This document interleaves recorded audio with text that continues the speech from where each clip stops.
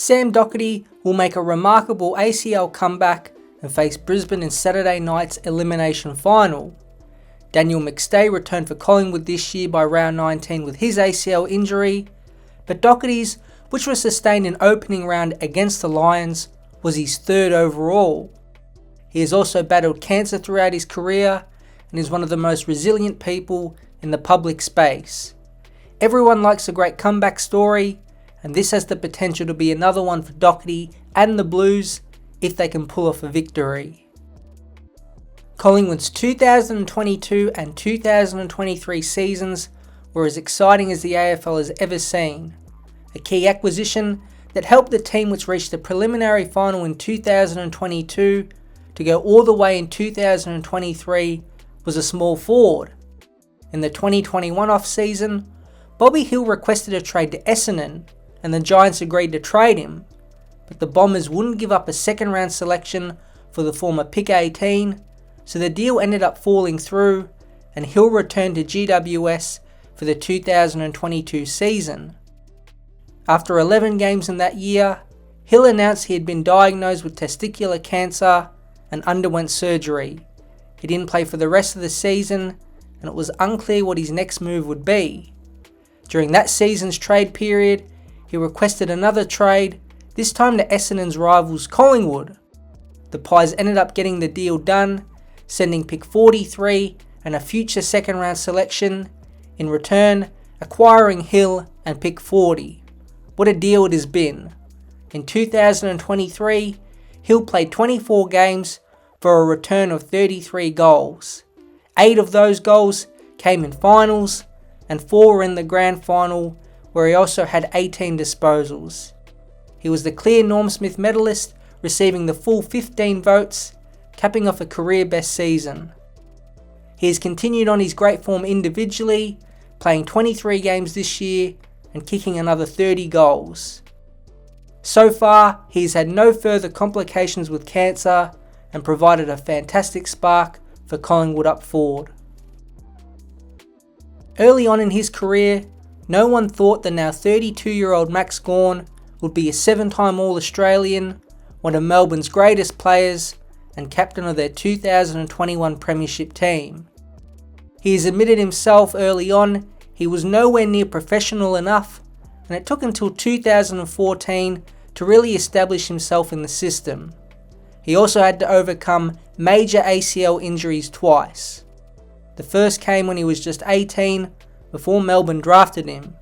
Because of this, he barely played any VFL football in 2010, and by 2011, Gawn had played just one AFL game. 2012 was setting up to be a critical pre-season and one that could change his whole career. In January, just as pre-season was ramping up, he tore his ACL for a second time. He missed the whole year and then had hamstring issues in 2013. A VFL practice game in 2013 would be his first competitive hit out in over 18 months. Early that year in an interview, Gawn said this about his second ACL challenge. "I'm definitely excited to finally play some footy," he told Melbourne. "I'm a little bit nervous as well because I want to try and get through the majority of games. I've got no expectations yet. I just want to put games together. Once I get some consistency in my football, then one thing could lead to another." He was so right. In 2013, 14 and 15, he played a total of 35 games. Big men do take time, and he built up the foundation for his breakout 2016, which saw him receive All-Australian honours for the first time. That year was his 4th highest rated season altogether, and saw him go from a no-name to one of the faces of Melbourne. Besides 2020, which was only a 17-game season, Gawn has featured at least 20 times in every year except one since 2016. He's become ultra durable and dependable, the complete opposite of his AFL career up until 23.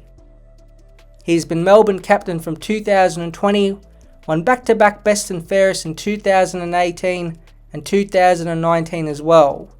He's had one of the greatest careers as a ruckman, and come back from serious early career setbacks.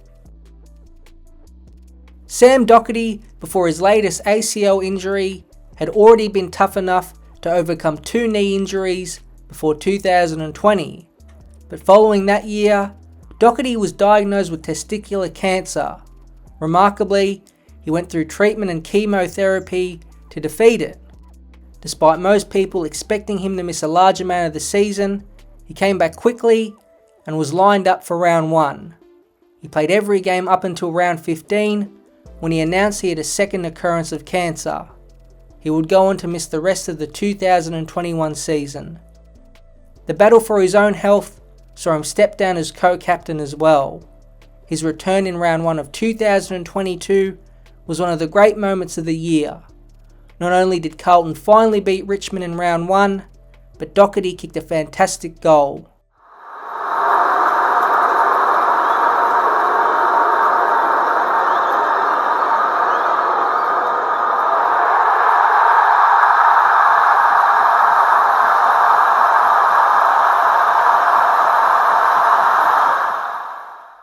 The roar was deafening, and you could see how emotional Docherty was in the moment and how much it meant to him and his teammates to celebrate that goal.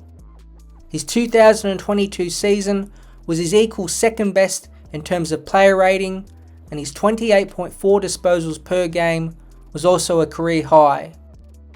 Hopefully he can play well in his return on Saturday night and have the immediate impact he has shown throughout his career. Not many AFL players, especially ruckmen, go on to play their best football after ACL injuries on each one of their legs. West Coast fans will know the impact Nick Naitanui had on their team post-2019. His first ACL came in late 2016, just a week after he kicked a famous game-winning goal from a stoppage against GWS. The timing of it was awkward as it occurred in round 22, and with a slow recovery time, many missed out on the entire 2017 season.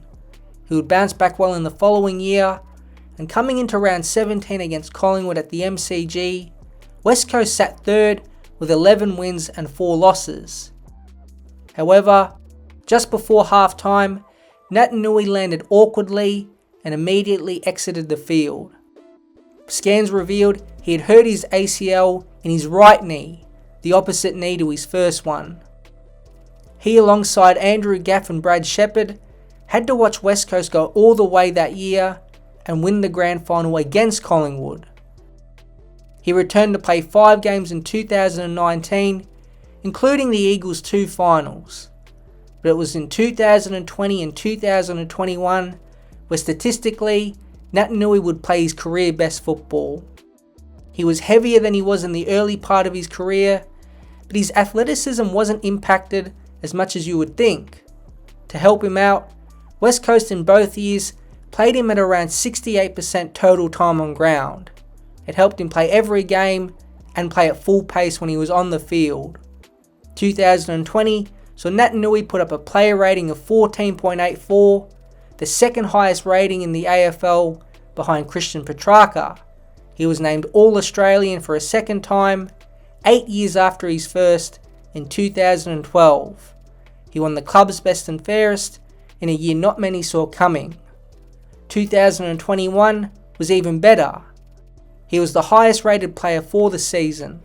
He polled 70 coaches' votes, averaged a career high 15 disposals and 12 hitouts to advantage per game. He was once again named All-Australian and won the West Coast best and fairest. Even with 2 knee reconstructions and his athletic ability diminished, he was still a force for West Coast in the ruck when they needed him.